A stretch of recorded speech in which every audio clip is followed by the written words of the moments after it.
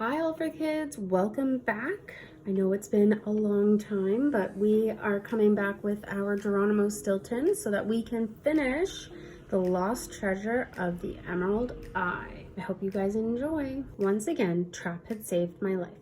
Why, oh why did I ever agree to take this trip? I must be losing my marbles. When I get back to New Mouse City, my fur will have turned white from all these scares, I mumbled. If we ever get back, that is, added Trap in a grim voice. He always knew how to cheer me up.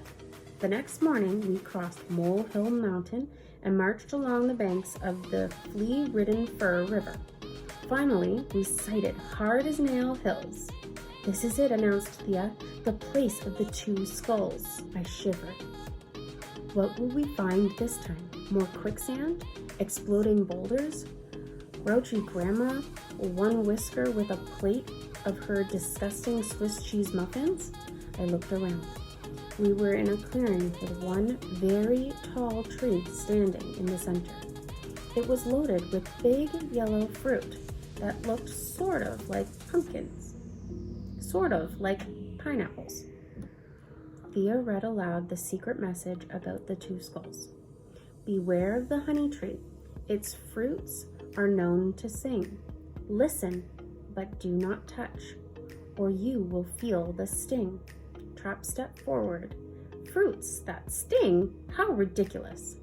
Let me take one of them ratoons. I'll knock one down with a stone, and then we'll see. Stop! Don't do it, I shrieked. Don't worry, Jerrykins, my cousin laughed. So what if they sting? Anyways, I'll just avoid touching them. See? Hee hee hee. He pitched a stone right at the biggest fruit in the center. Don't call me Jerry, I started to say, but I stopped in mid-sentence. The yellow fruit was not a giant pineapple. It wasn't even a fruit. It was a giant beehive. Help, we screamed together. The beehive was oozing thick golden honey. Within seconds, swarms of bees flew out from the honeycombs, hanging on the branches. Hurry, to the river, shouted my sister. We raced to the river with the bees right on our tails. Then we dove headfirst into the water. The current carried us downstream. When we reached the bank, the bees were gone. Thea pulled out her map. Let's see. To our left is Hard as Nails Hill, and in front of us is Pirate Peak. That means if we go forward, we'll hit 3 skulls. 3 skulls. In front of us lay a narrow path made of stone. Each stone had a letter engraved on it. Thea read aloud the message on the map. A dangerous trap lies ahead. Be oh so careful where you tread. Solve this riddle and you'll see the right stones will set you free. For lunch or a snack, it is delicious. With lots of holes, it's quite nutritious. White or yellow, sharp or mellow, leave some for others, be a good fellow. I reread the riddle several times. My cousin tapped his paw impatiently. Well, Mr. Newspaper Mouse, you work with words. What does it mean? He asked. His paw kept tapping faster and faster. Well, come on. What are you waiting for? We don't have all day, you know. Trying to ignore my cousin, I stared at the riddle. The answer was right on the tip of my tongue. What has a lot of holes? What is yellow or white and delicious? Suddenly I clapped my paws together. It's cheese, I shrieked with glee. You must jump on the letters spelling out the word cheese. Before we could stop him, Trap hopped onto the stone engraved with the letter C. Then he hopped to the H, then the E, and then the S. Look out, the rest of us screamed. Spelling has never been one of my cousin's strong points. Of course, there are 2 E's in the middle of cheese. The minute Trap set his paw on the wrong stone, it gave way, and down he went. I peered into the hole. It was very deep. A foul-smelling odor rose from it. Wait a minute. I could just make out something at the bottom. Uh-oh, I was looking at a bunch of bones. Poor Trap. Poor Uncle Trap, sobbed Benjamin. Poor cousin. We won't even be able to visit his grave," murmured Thea, wiping away the tears. "He was such a great mouse. Do you remember when he saved your life at sea, Uncle?" cried Benjamin. Even I felt terrible. "How could I ever forget?" I moaned. "Trap saved my life, not once, but twice. The first time at sea and the second time from the quicksand. He was so courageous." Then Thea added softly, "Well, let's be honest, sometimes he could be a bit of a pain." Benjamin jumped right in. "Actually, now that I think about it, poor Uncle Trap could be pretty annoying." I stood up and dusted the dirt off my paws. In fact, I think he was totally obnoxious at times. "A pain? Annoying? Obnoxious?" a voice called out from the hole. We peered into the deep pit. Trap was hanging by the pants from a tree root. "Hang on, Trap, we're coming to the rescue," I called. We lifted him out in no time. Trap looked a little pale. Still, he sounded just as irritating as ever. "You know, I heard all the bad things you said about me," he said. Then he smiled. "But I guess you said some nice things too, especially you, Jerry Mug. In fact, Geronimo, I could give you a kiss. Hey, that's pretty good," he giggled. Hee hee.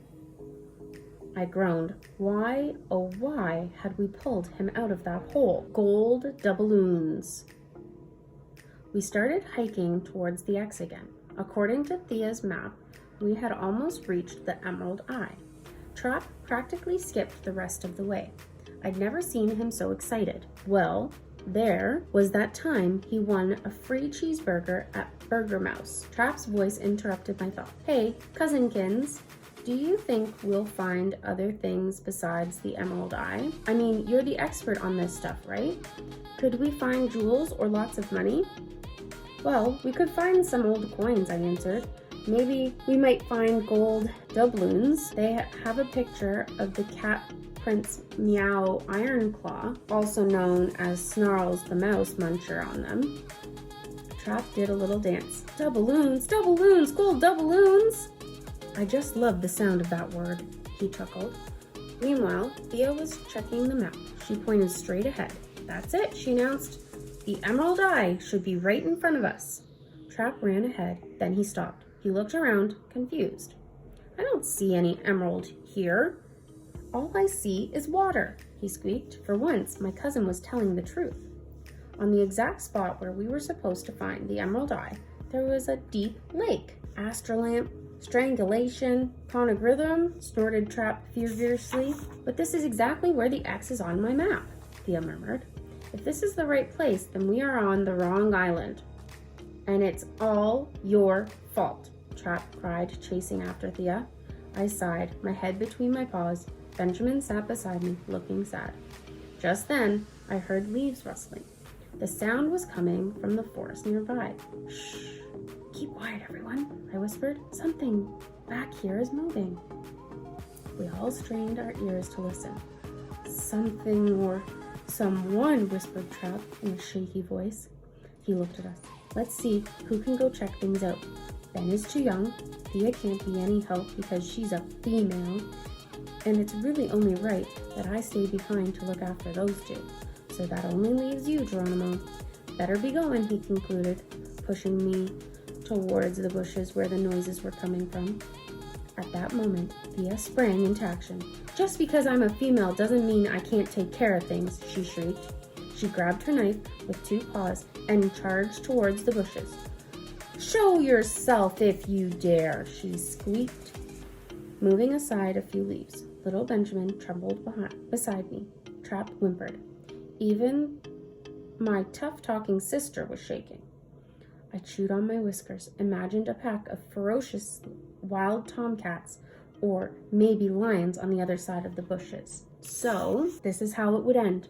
We would all become snacks for some mouse-munching monsters. All of our sailing and swimming and hiking and sweating for nothing. It was almost too much to bear. I closed my eyes. When I opened them again, I saw the strangest sight. In front of us stood a group of animals. No, not a band of drooling tomcats. Not a pack of roaring lions. It was a party of mice. They were dressed in bathing suits. Some had cameras and camcorders. One of the mice stepped forward. "Hello, are you guests of the resort?" he asked. "Resort? What resort?" we all squeaked at the same time. "Gravelin's Tropical Resort and Health Spa, of course," the mouse said, giving us a strange look. So we're going to leave it there, friends. We'll see what happens in our next episode of this book. I hope you guys all enjoyed.